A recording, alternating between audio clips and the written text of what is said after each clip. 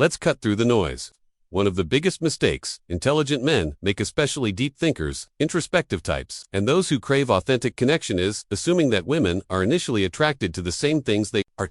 You think that if you show your emotional intelligence, philosophical insights, and personal growth journey, she'll be drawn in.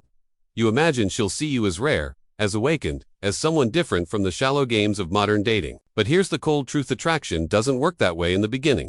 In the early stages, women aren't seeking intellectual depth. Not because they lack the capacity for it, but because it doesn't spark arousal. And arousal always comes before connection. That might sting, especially if you've spent your life cultivating your mind, believing that leading with vulnerability and honesty would earn you love. But dating isn't about fairness. It's about dynamics. When you approach a woman and immediately try to bond through intellect or emotional depth, you're trying to connect with her brain before you've made her body respond. And that's not how polarity works. She doesn't want to think, she wants to feel. Your intelligence might be impressive, but it's not seductive. Your vulnerability might be noble, but it doesn't create tension. And tension is everything.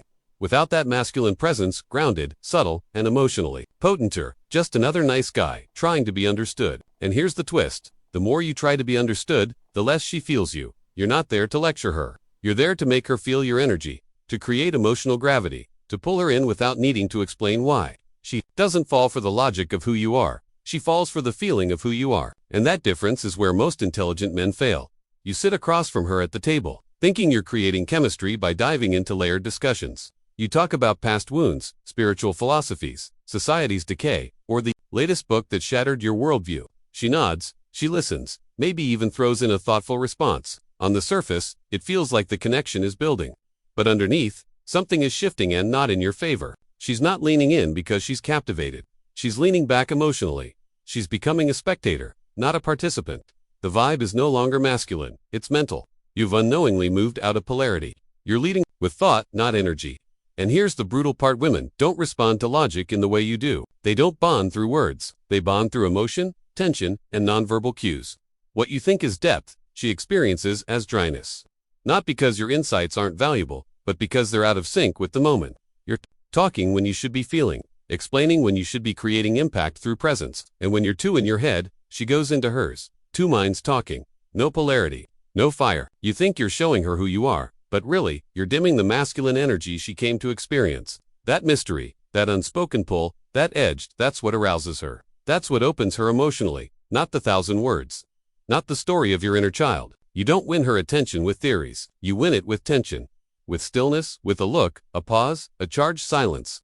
That's what makes her feel. And if she doesn't feel, she doesn't chase. You didn't fail because you weren't smart enough. You failed because you turned attraction into a lecture. And that's not how desire is born. The early phase of dating isn't the place for full disclosure. It's not where you spill your soul, reveal your traumas, or unload your philosophies like a TED Talk. That stage is about energy, tension, and intrigue. It's about how you make her feel, not how much you let her know. When you open the door too wide too soon, you kill the mystery. You hand over the entire blueprint before she's even curious enough to want a glimpse. That's where most deep men lose their edge. They confuse honesty with timing. They think vulnerability is always attractive, but raw truth, shared too early, feels more like a burden than a bond. She hasn't earned your depth yet, and when you give it away for free, it doesn't land, it overwhelms. There's a reason she's drawn to mystery. The unknown keeps her emotionally engaged. It sparks curiosity. It creates tension. The man who reveals just enough to stir interest, but not enough to be figured out, keeps her chasing. She wants to feel like there's more to uncover. That layered depth you're so proud of. It only matters if it's revealed in the right moments. If she feels like she's discovered it, not had it dumped on her. The more predictable and familiar you become, the faster she loses that hunger. And women don't fall in love with familiarity, they fall in love with fascination. You don't have to be fake. You don't have to hide who you are. You just have to pace it.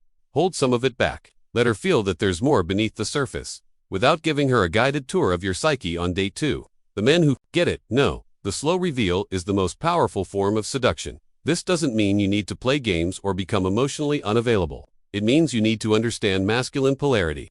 Real masculine energy doesn't rush to be seen. Lets itself be felt. It's not about oversharing or constantly expressing what's on your mind. It's about creating presence, stillness, power. Women don't remember the details of what you say. They remember how you made them feel. And the men who leave the deepest impact are the ones who know how to say less but carry more. A man who is comfortable in silence, who holds eye contact without flinching, who listens more than he talks, that's the man who builds tension. And tension is the seed of attraction. You're not here to impress her with your intellect. You're here to offer an experience, one that's felt on a deeper level, beyond words. When you speak, speak with intention. Let your words carry weight. But more importantly, let your presence say everything your words don't. That's where the emotional impact comes from. It's not about avoiding deep conversations forever. It's about letting them emerge naturally, after desire and trust have been established. When she feels safe, when she feels drawn in, when her emotions are engaged, that's when depth becomes powerful. But if you give it all up front, it just sounds like noise. You become another man trying to be understood instead of being felt. Keep parts of yourself reserved, not because you're hiding, but because you respect your own value. You reveal your depth when it's earned, not when it's expected. That's what creates desire. That's what keeps her intrigued. And that's what separates a man with presence from a man begging for emotional recognition. You've been sold a myth. Culture told you that women want complete transparency, vulnerability, and deep emotional conversations from the beginning. That being open, expressive, and emotionally raw would make you more attractive. And while those traits have their place, it's all about timing. In reality, most women aren't drawn to a man because of how much he shares, they're drawn to how he makes them feel. It's the vibe that pulls her in, not the volume of your story. A man who leads with emotion too soon, without building tension, without earning desire, ends up feeling like a friend, a therapist, or worse, an emotional burden. Attraction isn't built through explanations, it's built through experience. Through how your energy charges the space between you, through how your presence makes her heart race without a single word. The truth is, most women don't want to know everything about you right away. They want to feel like there's more to discover. That layered depth you carry should be revealed in fragments, not monologues. When you try too hard to show her everything, your pain, your past, your thought process, you kill the magic of exploration. You make it too easy, too available, too figured out. And once she has you completely figured out, the tension breaks. Desire fades. She doesn't want familiarity right away. She wants fascination. She wants the sense that there's something you're not saying, not because you're hiding, but because you're powerful enough to hold it. That's what real masculine energy is. It's not cold. It's not distant. It's selective. It speaks when necessary and knows when silence says more. A man who knows himself doesn't rush to be understood. He doesn't need validation through words. He lets his energy lead, and when you lead with that kind of energy, women respond without even knowing why. They lean in. They get curious. They feel the emotional charge, not because you said something profound, but because you didn't need to. That's what creates attraction on a subconscious level. Your depth isn't a performance, it's a reserve of power, something she must earn access to. And when she does, that's when real connection happens. Not before, not while. She's still evaluating if she's even interested.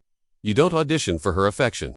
You stand in your power and let her feel your value. When she senses you're a man with emotional substance and restraint, she's drawn in. That's the paradox of masculine depth. It's only magnetic when it's controlled. When it's revealed in doses, not floods. You're not withholding. To manipulate, you're withholding because not every woman deserves the full access. And deep down, even she respects that. Because what's rare is respected. What's respected is desired.